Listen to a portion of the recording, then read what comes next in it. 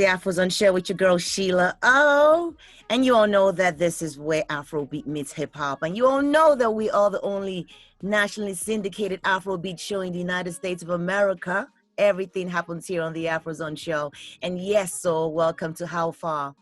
Whether it's on Facebook, on Twitter, Instagram, or YouTube, you might have recently seen the hashtag Congo is bleeding. I'm gonna say it again. Hashtag Congo is bleeding. The bleeding of the Democratic Republic of Congo and its people and its natural resources did not just start today. It's been happening for many years.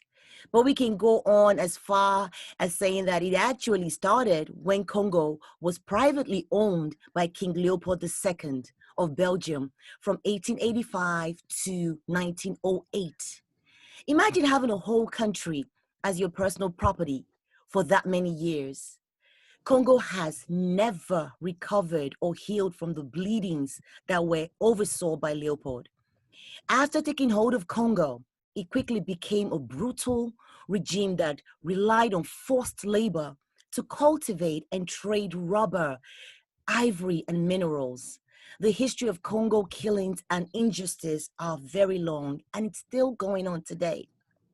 My guest today is a Congolese singer-songwriter, born in Paris and raised in New York. He's signed to Roc Nation and also known for his recent album, Blood Diamond, that has since gained way over 5 million streams since its release in June 2019.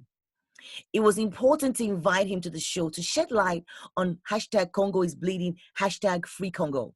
Young Paris, what's up, King? How you doing? Welcome to the Afrozone show. Big fan of yours as well, fam. Big fan. So the stage is yours, fam, because this episode of the show is really dedicated to Congo, to our brothers and sisters in Congo. And I don't see anybody that I feel personally attached to enough to actually, who's an Afrozone family member, who can actually spread light on this issue that's happening in Congo. We want to know how we can help. We want to know the role that the multinational corporations out here in the US are playing towards what's happening. I'll say plague. I'll use the word plague, towards the plague that's happening now in Congo. The floor is yours, Paris. Let us know what's going on. Yeah, so I'll put the two questions in one. I would say the way you can help is we're actually banning the iPhone. The new iPhone 12 is coming out. Mm-hmm. And that is a direct response to the responsibility that we feel these major companies have and how they profit on Congo, specifically our raw minerals and materials in the ground. For those who don't know, Congo is sitting on $24 trillion in untapped minerals. We're the biggest exporter of many of the world's richest resources, including coltan and copper and gold, cobalt, manganese, uranium. The list goes on. So I think ideally me as an artist and someone who's very connected to my people, it's a time now for Africa, I feel like as a whole, to use their voice. And I think millennials are going to be able to be the children of Africa that can really change the narrative. Because as you said, like we grew up listening to these stories of Leopold. And, you know, I feel like Congolese people, we've been oppressed so long that we've just become content with our oppression. And, you know, we don't even know what a change essentially would look like if there was one, because we've been, you know, that foot has been on our necks for so long. We're the poorest country in the world. We have the rich resources. The great divide really doesn't add up. So I think, you know, myself as an artist and you know, as a businessman and someone who's been able to travel and recognize leadership and kind of just stand up beyond my music, I think it's important that we use our platforms and also not only re-educate the youth who are the next generation that are going to do even better than us, but also let the world know that we are intelligent Africans. You know, we study, we know our history, we know our people. You know, I definitely want to say that the Black Lives Matter movement really gave a model and a formula for, I feel like, Black and African peoples around the world to really have a chance to recognize that their voices are being heard. And you see the response of NSARS in Nigeria. And then this Congo is bleeding. What we say is Free Congo as well. So the idea of Free Congo is just looking for that liberty of our great nation and our great potential. We have amazing music and culture and food and history outside of even the oppression. You know, Congo had kingdoms. You know, people forget that before slavery there were kingdoms in Africa. Okay. So I think it's important that we take this time to regain our power. And power, is definitely information in the information age. And what these tech giants are doing and getting away with, I think it's a time now that we start to address how to really look for solutions. Also in Africa, we focus on politicians so much, and we don't put enough energy and into the companies that are in Africa, because these are the businessmen that are negotiating these big trades that we speak of. So what I try to also encourage with my fans and people who follow me is to, focus on these companies, the Apples, all these mining giants like Gécamines and Glencore. These are the people in our backyards that aren't giving back to our education, that aren't giving back to our people. And there's a moral responsibility for a company to give back to those that it benefits from. You saw this a lot in Black Lives Matter. That initiative said directly to Nike and these major companies, you benefit off of Black lives, so we want to see something for it. And I think it's a time for Congo to just say, we want a piece of the pie. We give you so much, and our children have no education. You have over 40,000 children illegally mining, which is completely against human rights violation in these mines throughout the Congo. And as you dig into the statistics, it becomes more and more detrimental. So I definitely would say, like, we need to figure out these solutions, concrete, that can happen on the ground in Congo, and also our international Africans who are around the world in Europe and the US that can also help and help Africa, because even you're not in Africa, but you are still a voice for Africa, for many Africans. Of course. So I think it's important that we recognize this international relationship and figure out how we can go back and give back to home. No, I really agree with you there, 100%, 100. But I want to ask you a question, What exactly are the multinationals doing? What role are they playing? I know it's something about cobalt, but can you explain more of that to us? And also, if you feel the government as well is allowing them get away with what they're doing. Yeah, I mean, it's all business. I think, people focus on politics too much. They don't focus enough on business. When we speak of the issues in Congo, it all stems back to mining. If you look at the major issues in Congo, it always goes back in some way. You see the rape, you see the torture, the genocide, the child mining. It all goes back to mining. And it's, again, because every nation is known for their power, whether it's influence, whether it's resources, whether it's trade. Africa, and specifically Congo, we're very well known for how rich our minerals are. So that's obviously going to get a great interest of foreign parties. So I think, when I look at the real solutions and I really look at the issues to tackle, it really goes back to the business. And, it's obvious that I wouldn't only say that Congolese governments are being sabotaged and manipulated, but you're talking about a history of colonialism and slavery from the US. So it's from these other nations that are on top of Congolese neck. And it's kind of like, in the game we say, little money don't tell big money what to do. So it's like when if you got $10 in your pocket and I walk in the room and I'm a millionaire, my conversation is a bit different. So this is what we deal with back home. We deal with a ton of manipulation on our governments, and which cripples our governments, which cripples the people who are fighting against the government. But the whole time it's someone behind the veil that's controlling the conversation. So, and again, with my knowledge, when I think of who that someone is, it's always the companies. It's always the businessmen. The multinationals. The multinationals, they are controlling the conversation and they're making us focus on the politicians. But that's just going to make us be against ourselves. Even when you look at Nigeria and you see NSARS, it's so easy to point at the governments and the politicians, but who is controlling the conversation for Africa? It's not just Africans that are allowing Africans to live in this madness. We have to recognize that we are also not the CEOs of Africa yet. So until you're the CEO of a company, you can't call all the shots. We know that as businessmen.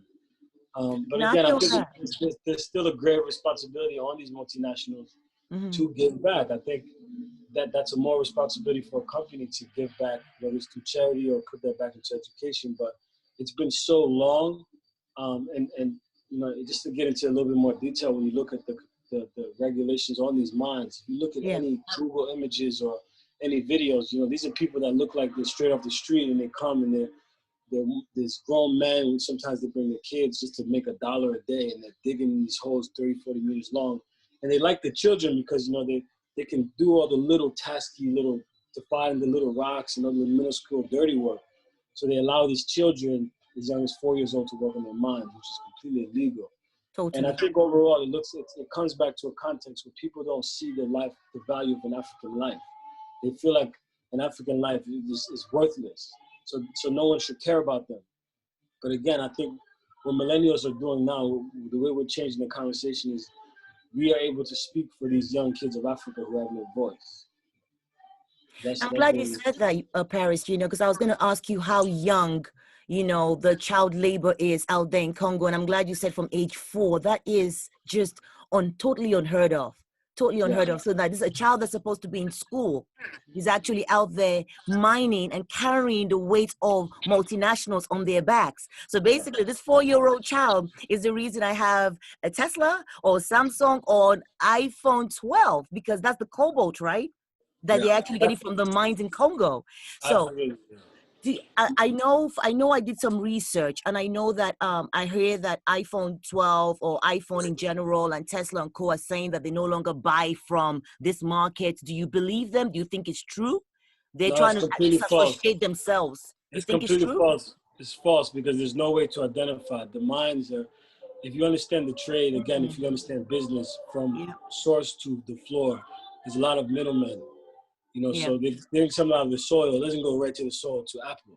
You have small mining companies. You have this dirty work. No one that's in bags. They're unlabeled. You don't know where it's coming from. Bags are not labeled. Yes. They're sold to small mining companies who then sell it to bigger mining companies who then send it to China and they refine it, and then it's bought by Apple and Tesla, Microsoft. So, what they try to do is remove their connection to the, non-ethical trade, because they say like they can't control the way the mining companies are operating their business, which is true, but it's still unethical. That there's children. There's been conversations about this. There's been pressure on you, and I think it's time for these multinational companies to have more, of an understanding of who they're doing business with. Because if you don't want a million white women running around the states saying, "I'm not using an iPhone no more because there's little African children dying because of this phone." So, and this will. But we want them to know. We want them to know. We want them to know. So, and this is coming. So the mentality is, reform your business, reform how you do your trade, and encourage these companies to either do ethical trade, which means paying workers fair wages, which means completely removing children from the mines. And essentially, Africa believes in a tech future. We love our technology. I'm on an iPhone now. I have a Tesla. It's not that we don't want technology. It's that we're fighting for fair technology, fair trade, and that would mean to end child mining. That's right. In Africa. That's right. How do you think that we can get the world to pay more attention? I mean, I know you're doing this with us on the Afrozons show. And of course, we're here to use our platform to amplify your message. But how do you think the world can get behind it like they did with Black Lives Matter? Yeah, I mean, there's 19 protests coming up around the States. It's been 4 already, but they like these people that are doing all these free Congo and Congo's bleeding protests. They're keeping me in the loop. So I would definitely say join a protest. You can donate to one. There's a petition that we put up that has 25,000 signatures that gives you more information.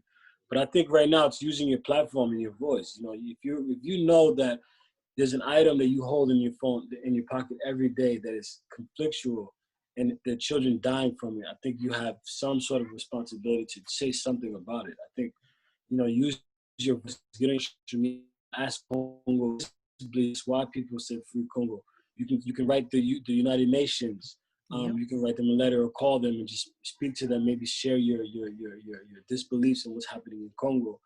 But I think essentially follow some pages right now that are talking about Congo so you can educate yourself. I don't think activism is automatic. I think you need to educate yourself so you know what you're talking about. So you can follow pages like even myself. There's pages like Voice of Congo, like Congo to Global, like Bana Congo, like there's some strong pages. Even my crew, we have one called Free Congo DRC, where we keep everyone updated on the protests. But I think it's a time now to just take 20 minutes out of your day and just Google cobalt child mining in Africa, and you're going to understand why we're so serious about this subject.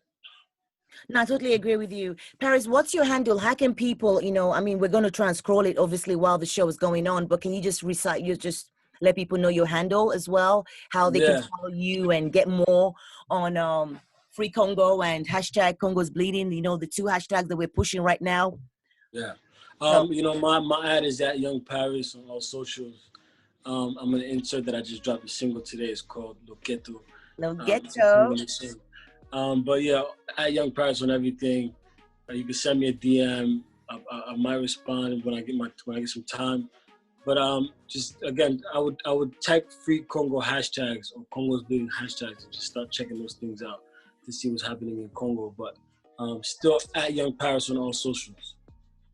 Really appreciate this, Paris. But before I let you go, you know, they say knowledge is power. We need to make you more powerful in your music. We need to make sure we keep carrying your platform. So let the Afrozons, let the Afrozons listeners on radio and the Afrozons viewers on TV, let them know what projects you have coming up next. What's up next for Young Paris? You just released a single, you said, today. What else is happening with you? Yeah, so yes, new single out called Loqueto featuring BM. He's like a Congolese superstar. A lot of Rosalina back here, you guys know him. Yeah. So we got a dope record out. A lot more Afro Roomba drill stuff happening right now with the Young Paris sound. But I've been working on the album for 6 months now, very discreetly. It'll be out, I believe, April next year. But I'm gonna be honest with you. I'm always writing. I'm always creating. But I'm spending a lot of time with my family. It's a very rare thing that I haven't been able to experience in the last 5 years, just being on the road and living the life. But now I wanted to, because I think this quarantine, we're never gonna have this moment again. So I think it's definitely a time to be home with the family. So I'm always writing. Know that the album will be out in April. Go stream Loqueto, and bunch of surprises. You know, I might just drop something next week. As you always do. As you always do. Paris, you came out real simple for us today. What happened to your look? Yeah, no, because what happened to your look? I was like, when I saw you, like, what? No, Paris is not complete yet. It's like, and don't get twisted. I'm in full warrior mode, but to be honest, I just got home maybe 20 minutes before this interview, and I was like, man, I got to get my maquillage shed, and it's getting late here, and blah blah blah. I was like, she knows what the vibe is. I know. You know what I do. I know what you do all day, every day. Paris, everyone, thank you so much for doing this. Thank you so much for speaking out for your people.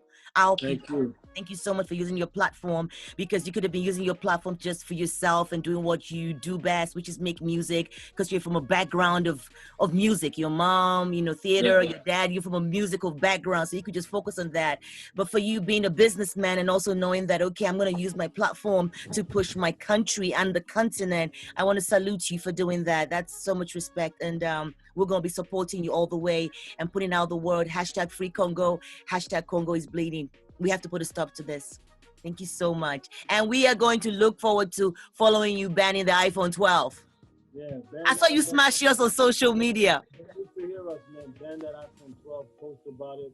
Post up maybe in front of the Apple Store and let them know you ban it, man. We're not going to keep letting them play. No playing. Africa is rising. Ching! That's what's up. What's up, y'all? It's Young Paris. You're now watching How Far with Sheila O. Ching!